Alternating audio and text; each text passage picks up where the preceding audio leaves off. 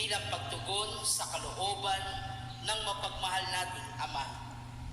Samahan natin siya sa kanyang pagdurusa at isama dito ang bawat pagdurusa na ating binabata sa buhay.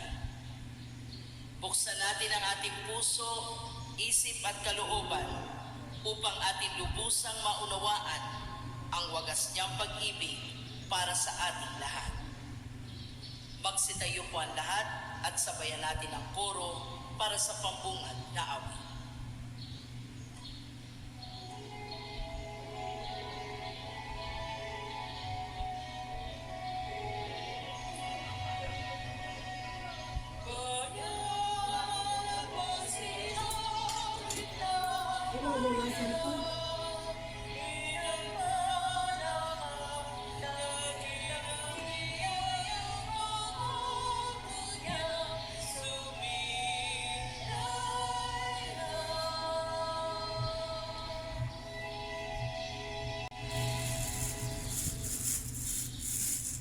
Sa ngalan ng Ama at ng Anak at ng Espiritu Santo. Amen. Panginoon naming Jesucristo, nagkatawang taong anak ng Diyos, pag-ibig sa aming mga makasalanan at pagtupad sa kalooban ng iyong Ama, ang siyang dahilan ng iyong pagpapakasakit at kamatayan. Tunghayan mo kami bahagi ng iyong katawan na natitipon ngayon upang magnilay sa mga misteryo ng iyong pagpapakasakit, pagkamatay at muling pagkabuhay. Naway sa muling naming pagunita sa mga misteryong ito na nagdulot ng aming kaligtasan, kami mapanibago ng iyong wakas na pagmamahal ngayon at magpas sa walang hanggan. Amen. Manatili pong nakatayo para sa pagpapahayag ng mabuting balita. Unang wika, Ama, patawarin mo sila sapagkat hindi nila nalalaman ang kanilang ginagawa. Ang buting balita ng Panginoon ayon kay San Lucas. Papuri sa iyo, Panginoon. Nang dumating sila sa isang bundok na tinatawag na Bungo, ipinako nila si Jesus sa krus. Ipinako rin ang dalawang kriminal, isa sa kanyang kanan at isa sa kaliwa. At sinabi ni Jesus, Ama, patawarin mo sila sapagkat hindi nila nalalaman ang kanilang ginagawa.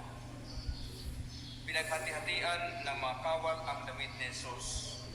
Sila'y nagpapalabunutan upang malaman kung kanino mapupunta ang bawat kasuotan niya. Ang buting balita ng Panginoon. Pinupuri ka namin, Panginoong Jesucristo. Magsiupo po ang lahat. Atin po ngayong pakinggan ang pagbahagi ng pagninilay para sa unang wika na pamumunuan ni Brother Marlon Rayala.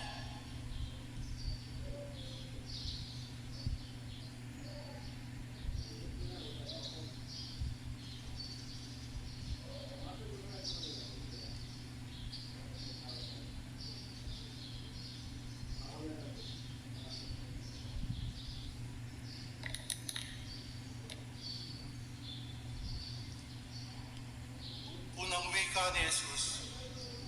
Sinabi ni Jesus, Ama, patawarin mo sila sapagkat hindi nila alam ang kanilang ginagawa. Father, forgive them for they know not what they do. Ang sakripisyo at kalbaryo ni Jesus, mga pahirap ng mga sundalong Romano.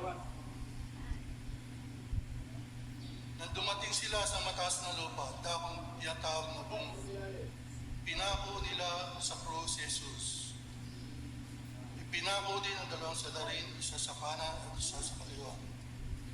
Habang nakapako sa tulos, nanalangin si Jesus, Ama, patawarin mo sila sapagkat hindi nila alam ang kanilang ginagawa. Tinutukoy niya ang mga sundalong Romano na nagpahirap sa kanya. Nang maglaon ay naging ang mga sundalo ay nananampalataya sa Kanya.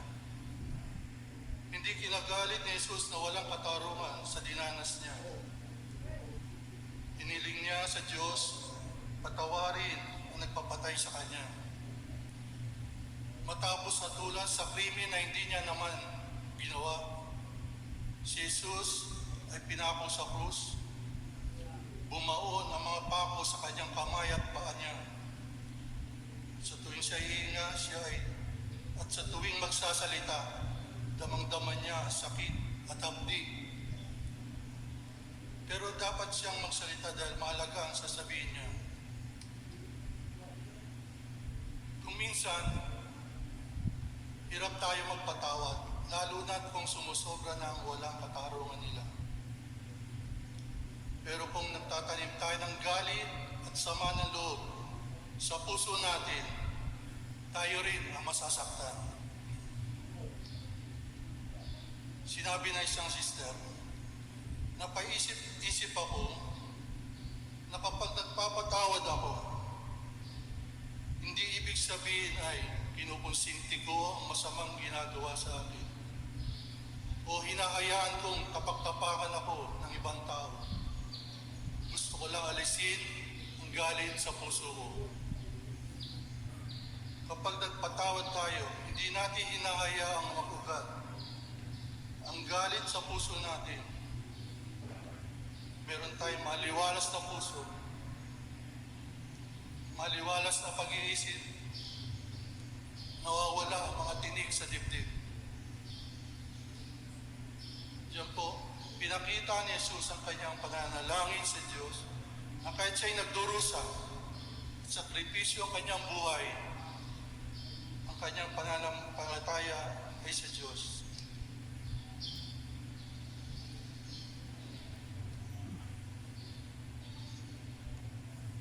Meron po kaming mga karanasan na ugnayan sa salita ni Jesus. Sa aming pong trabaho, karanasan, mga sakripisyo, mga pagkakamali na hinihingi namin ng tawad sa Panginoon. Noong panahon kami po ay mga alagad ng batas, isang pulis, otoridad ng pulis. 2010 po. Meron po kaming karanasan na nagawa sa isang kulungan. Sa balitang kulungan po sa headquarters na marami na paparusahan na kukulong